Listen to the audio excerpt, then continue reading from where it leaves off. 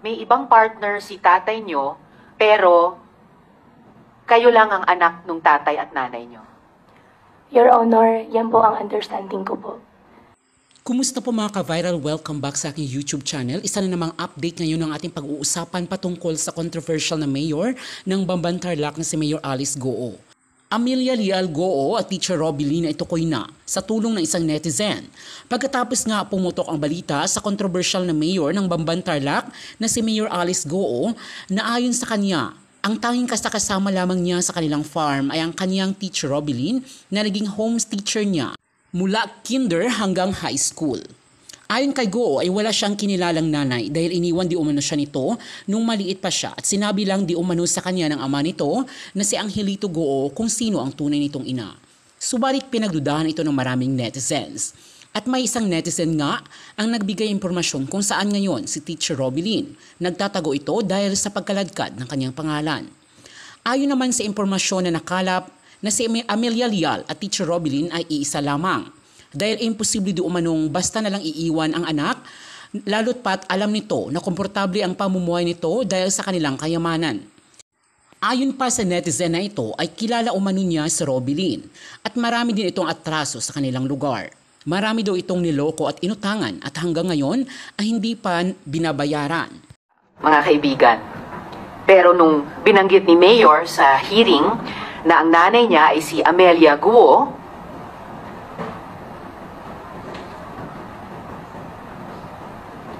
ano po ang mga pangalan ng inyong mga magulang? Ang nanay ko po si Amelia Leal po. At ang ama po ninyo? Angelito Goo po.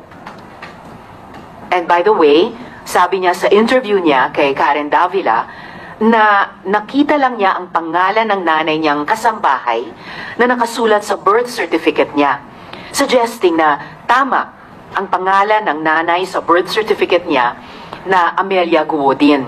Pina-check namin agad sa PSA ito at ito ang aming nakita.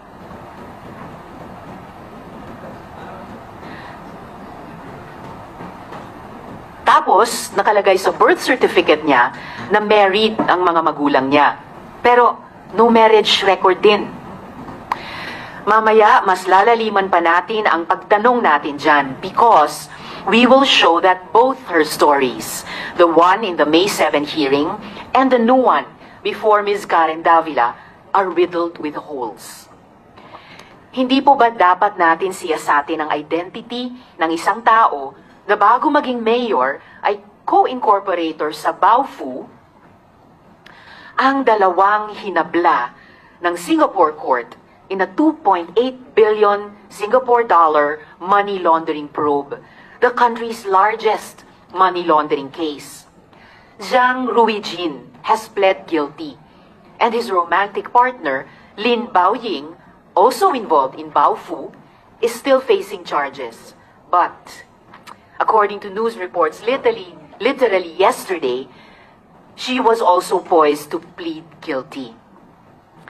We were also made aware of stunning revelations in international media made by a former Chinese spy, alias Eric, literally just a few days ago, that China planted him in various locations, including in Southeast Asia, as a spy in 2007. Do you believe there are secret places here in Australia? 澳洲肯定会有一些中国的秘密特工，他们在澳洲肯定已经有了一个支持的一个系统，而且我们都知道一些中国的社团组织实际上就是为中国政府工作的，这是一个公开的秘密警察系统越来越忙，他们的权力毫无疑问是得到更大的膨胀，人员呐、编制啊、财务啊可能都有进一步的膨胀，所以说他们在海外的一些行动相对来说也就更加的活跃。 Si Mayor Alice Goo po, 2005 ang delayed registration of birth. Opo, hindi 2003, but 2005 upon clarification with PSA. Malabo kasi ang typewriter ink sa birth certificate niya. So, 19 years old na siya noon. Tapos, mayroon ding previous investigations in other countries of China planting agents and making them run for public office. Do you believe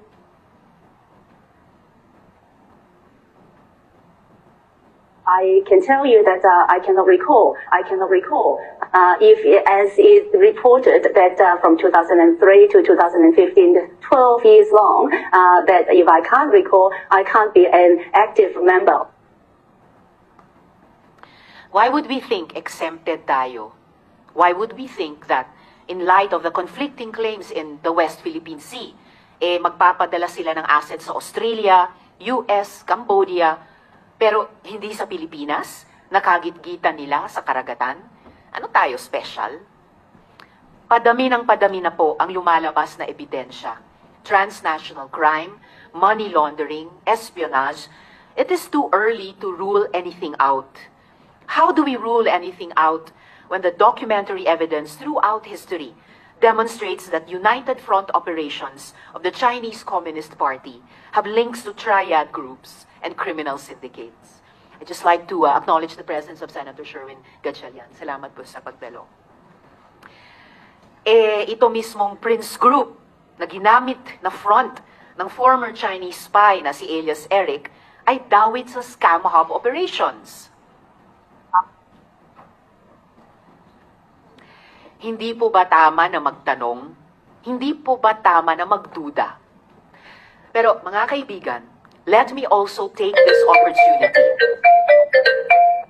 to remind all of us, racism is never justified. Ang Pilipinas ay dapat manatiling bukas at mapagkandili sa mga taong sumusunod sa ating batas at walang hangaring masama, Pinoy man o dayuhan. I'd like to acknowledge the presence of Senator Raffy Tulfo. Salamat po. We will not condone making open targets of anyone just because of their foreign blood. Gaya ng wala din tayong problema sa mga anak sa labas o anak ng kasambahay na tinago o ano paman. I'm the sponsor of the Foundling Law at pinaglaban natin ang mga batang ipinanganak na walang ganap na identity. Pero kung sila ay nagpapapasok ng mga pugante, kung sila ay nakikipagsabwatan sa money launderers, kung sila ay nagtangkang tumakbo for public office na alam nila na mayroon silang disqualification, kung sila ay nagtatrabaho kontra sa ating pambansang seguridad, pagkukulang naman po namin bilang mga halal na lingkod bayan kung di namin ito maiging siyasatin. Is this mayor, who was born on a farm, taught by literally one person from kinder to high school tapos hindi nag-college, a Chinese spy? A big-time money launderer? An enabler of scams and human trafficking? None of the above? One of the above? Or all of the above? Friends, the stakes are too high for this investigation not to be pursued. Marami pong salamat. I'd like to ask my colleagues if they also have opening statements. Senator Raffy, you have the floor. Good morning, Mr. Chair, Madam Chair, Senator Win Gatchalian. I've seen the transcript of the previous hearing in this committee pertaining to the investigation being conducted, and I saw also the videos wherein lumilitaw para bang teleserye itong buhay ni Mayor Alice Go. Blockbuster ito kapag ito ay ginawa nating teleserye kasi fairy tale. Siya ay anak ng isang kasambahay na nabuntis ng isang mayamang Chinese and then pinalaki sa isang farm, tapos nag-aral sa bahay, wala siyang kakilala mga kaibigan, and then isang araw, bigla na lang siyang naging mayaman. Unlike sa Cinderella, merong tinatawag na prinsipe na sumalo sa kanya. Dito, it seems to me that she did it on her own.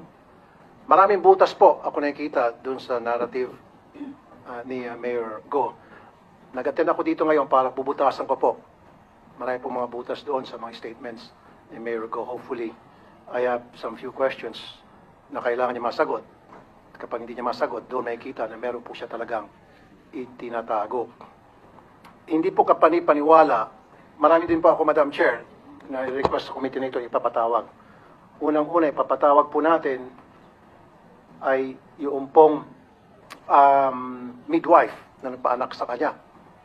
Pangalawa po, nung magpa-file siya ng rate registration, sino po doon kung saan siya nag-file ng rate registration ang tumanggap. Pangatlo po, Madam Chair, gusto ko pong patawag yung barangay chairman na kung saan nandun yung kanyang farm. Kasi syempre, if you have a farm, and it's not a backyard farm, it's a commercial farm, you need to get a permit para ma-aproban yung farm na yon. You have to get a sanitation permit, etc. Nais ko rin pong patawag yung mayor na nag-endorse sa kanya, na nag-last term na, and she was endorsed by that mayor to take his place. So, syempre, si Mayor, I'm sure, hindi naman siguro niya endorse itong si Mayor Go kung hindi niya kakilala. Patatawag din po natin yung BIR. Patatawag din po natin yung mga suki niya na pinagbebenta niya ng baboy. Patatawag din po natin yung mga tauhan niya sa farm. Kasi sabi niya, lumaki siya sa farm and she worked there for so many years or managed the farm for so many years.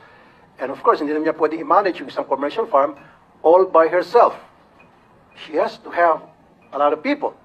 And who are those people? Hindi naman pwedeng sasabihin niya, hindi ko kilala yung mga taong yun. And of course, dapat marunong siya magkapampangan. Matanong ko lang muna, Mayor Go, marunong ka magkapampangan? Magandang umaga po, Senator Raffy, Madam Chairman, Senwin. Ditakla mo po yung aking kapampangan po. Hindi klaro. Hindi po. Konti lang po yung alam ko po. Konti lang po. Okay. Yun nga yun eh. Matagal ka sa Tarlac at nakahalubilo mo yung mga tauhan mo and all of these people that work under you, of course, they speak Kapampangan. And I'll tell you, I lived in Zamboanga only for 2 years, from kinder to grade 1, and yet, natuto ako magsalita ng Chabacano. And it's unbelievable on your part, and you live in that place up to now, and dealing with people, with your staff sa farm mo, at hindi ka natutong magkapampangan, konti lang. Ako, malawak ang Chabacano ko. And I only live in Zamboanga for 2 years. At a very early age. In your case, from start hanggang ngayon, nasa Tarlac ka, na ang primary language doon ay Kapampangan, and yet, konti lang. That's unbelievable. That's very amusing. Tell it to the Marines, sabi pa nga nila. So mamaya po, Madam Chair, Yes, marami akong katanungan na sigurado kong pagpapawisan itong si Mayor Go. Bigyan po natin siya ng tissue at saka panyo. Maraming salamat po, Madam Chair. Salamat, Sen. Raffy. And at the proper time, bago tayong mag-suspend ng hearing mamaya, iimbita nga ng chair sa ating COMSEC yung mga dagdag na resource persons mula po sa private sector, mula sa local government, sa mga national government agencies din. At pero para dun sa nais itanong mamaya at sa tumanggap ng late registration ni Mayor, we actually have here in the hearing today and can be questioned also later yung local civil registrar po ng Tarlac. So salamat po sa opening statement.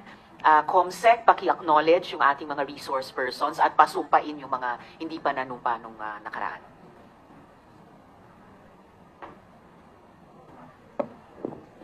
Good morning, everyone. The committee would like to acknowledge the presence of the following resource person. From the Presidential Anti-Organized Crime Commission, we have Undersecretary Gilberto Cruz, together with Director Winnie Guedato and Dr. Winston John Castro. From the Department of Labor and Employment, we have Mr. Jerome Lucas, Attorney Margaret Lapid Pule, Attorney Diane Corinne Ramos. From the Department of Foreign Affairs, we have Von Ryan Pangwi. From the Interagency Council Against Trafficking, we have Attorney Hannah Lizette Manalili. From the Philippine Statistic Office Authority, we have Engineer Marisa Grande, Attorney Eliser Ambatali. Then from the Commission on Immigration, we have Attorney Arvin Cesar Santos, Attorney Jose Carlitos Licas, Mr. Peter Demotenis Demetria. Then from the Philippine Amusement and Gaming Corporation, we have retired General Raul Villanueva, Attorney Jessa Maris Fernandez. Then from the National Bureau of Investigation, we have Agent Marvin Gangano and RD Jerry Abiera. Then from the Philippine National Police, we have Chief Investigation Division Police Colonel Crispin Banes. Then we have Police Major Job Berong. Then from the Philippine National Police, we have Acting Area Police Commander of Northern Luzon, Major General Romeo Caramba Jr. Then we have Police Brigadier General Jose Higaldo Jr., the Regional Director. Then we have, from the Municipality of Bamban, Province of Tarlac, we have Mayor Alice Guo. Then from the Land Registration Authority, we have Attorney Ronnie Tababa. From the Tarlac Electric Cooperative Incorporation, we have Mr. Jesus Bruno. Then from the Commission on Election, we have Chairperson George Erwin Garcia. From the Clark Development Corporation, we have Vice President Gloria Victoria Yap Taruk and Assistant Vice President Rodin Perez. From the Anti-Money Laundering Council, we have Attorney Adrian Arpon and Attorney Richard Chan. We have the Municipal Assessor of Bamban Tarlac. We have Mr. Mar Antonio Tan. And we have the Civil Register, Local Civil Registry of Tarlac. We have Mr. Armin Leonardo Ibarra. Madam Chair, we invited Mr. Walter Wonglong, then the General Manager of Sung Yuan Technology, but he's currently detained at the Provincial Jail of Tarlac under the jurisdiction of the Province of Tarlac, manned by Warden Police Colonel Samuel B. Munoz. The committee wrote a letter requesting Warden Munoz to allow Mr. Walter Wonglong to appear in this committee. We also sent a letter invitation to Mr. Wonglong. Madam Chair, can I read the dispositive portion of the reply of Mr. Please do, Comsec. Okay. Inasmuch as we would like to bring the subject person deprived of liberty in the above-mentioned hearing, undersigned could not do so due to the absence of a court order. We tried our very best to apply and secure a copy of such, but I'm afraid that we would not obtain it in due to time constraint. Further be informed that movement of PDL outside the jail premises requires a court order, as this entails a lot of paperwork to be submitted to the provincial government for the approval. In connection, the undersigned manifested and apologizes for the non-compliance on our part and has no intention to undermine the Senate's inherent power, but also consider the court's contempt if we will break the rules. Rest assured that we will comply if the honorable body will issue same order. The committee staff also went to Tarlac to deliver the invitation to the incorporators of Baofu, Mr. Chang Ruin, Bayong Lin, and Mr. Shang Wan. The invitation was received by the head of the security, Mr. Jimmy Alputan of Fontana, and another incorporator, Ms. Rachel John Malonzo Carrion. The invitation was received by her mother, Ms. Loida Carrion. We also invited the incorporators of Hongshin, Ms. Rowena Gonzalez Evangelista, but the others therein are non-existent. Ms. Rita Itorralde, the corporate secretary of Hongshin, do not live in that address. The invitation for Ms. Joy Castro was received by her nephew Brian Butin, and Ms. Telma Naranan. The president and treasurer of Hongshin do not live in that address. That's all for now, Madam Chair. Thank you, Comsec. Please extend the committee's appreciation to the warden of the provincial jail where Mr. Walter Wonglong is a person deprived of liberty. Of course, ginagalang naman natin yung pagsunod ng warden sa rules ng korte at yung prosesong dapat daanan muna nila kaugnay ng provincial government of Tarlac. So, in consultation with Senate Legal, the committee will the chair is asking the assistance of the COMSEC. Alamin po natin paano po tayo makapag-proceed para makuha pa rin yung testimony ni Mr. Walter Wonglong. By the way, bakit sila nakadetain? According to CIDG, there are cases filed against them locally. They're complainant. Right. Salamat, COMSEC. And then, clarification, nung dinedeliver yung invitation sa mga incorporators ng Baofu, ang tumanggap ay Head of Security ng Fontana? Rest in the Articles of Incorporation. Okay, Fontana, which is also a familiar name in the long-standing investigations of the Senate sa kabuuang Pogo operation. Yes, So very interesting. And then the mother and daughter na naka-receive sa invitations, Carrion, that's also a familiar name in the current investigations of the Senate Committee on Women of Pogos, and even in connection, if I'm not mistaken, if I remember correctly, with the Baofu investigation in particular. And